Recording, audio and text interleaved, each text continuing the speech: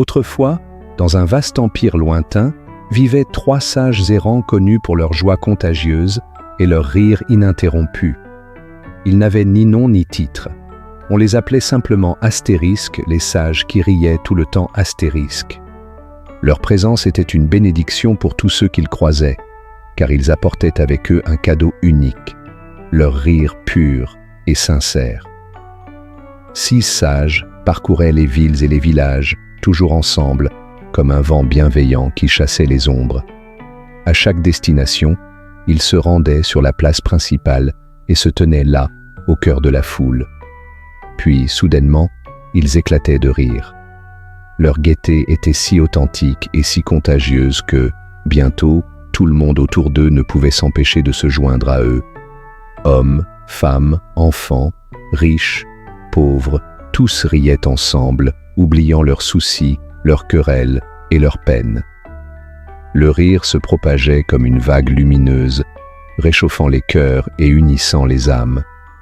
Sans dire un mot, les sages repartaient ensuite vers le prochain village, laissant derrière eux un souvenir précieux, la sensation rare et profonde de bonheur partagé. Dans tout l'Empire, on chérissait leur passage, car leur rire portait en lui une vérité universelle. La vie elle-même est une occasion à célébrer avec joie, peu importe les épreuves ou les incertitudes. Leur voyage se poursuivit ainsi pendant des années, et leur réputation grandit. On racontait que ces sages avaient atteint un niveau de sagesse si élevé qu'ils n'avaient besoin ni de mots ni de longs discours pour enseigner.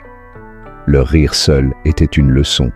Il montrait que, malgré les défis et les difficultés, on pouvait choisir la lumière au lieu des ténèbres.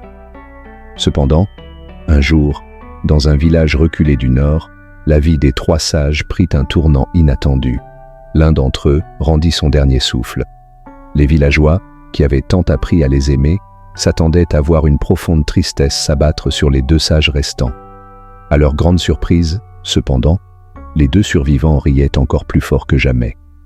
Leur rire était même plus éclatant, comme une mélodie joyeuse résonnant au-delà du chagrin. Interloqués, les villageois demandèrent pourquoi ils riaient alors que leurs compagnons venaient de quitter ce monde. Les sages expliquèrent avec des larmes de rire. Notre ami avait parié qu'il serait le premier à partir, et il a gagné. Il serait le premier à se moquer de nous si nous ne rions pas avec lui aujourd'hui.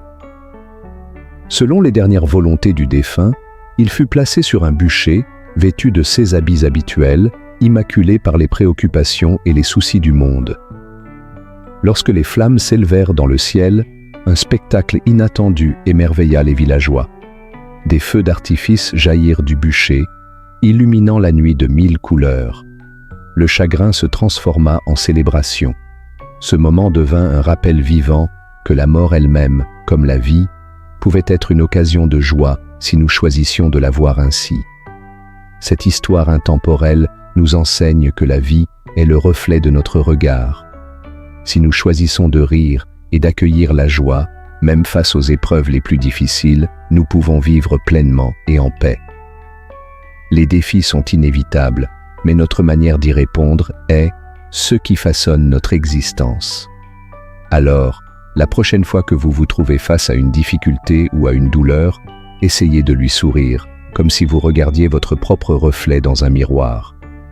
Vous pourriez découvrir que la clé d'une vie épanouie réside dans votre capacité à embrasser la joie, même dans les moments sombres. Et vous, comment choisissez-vous de regarder la vie lorsque les tempêtes se lèvent ?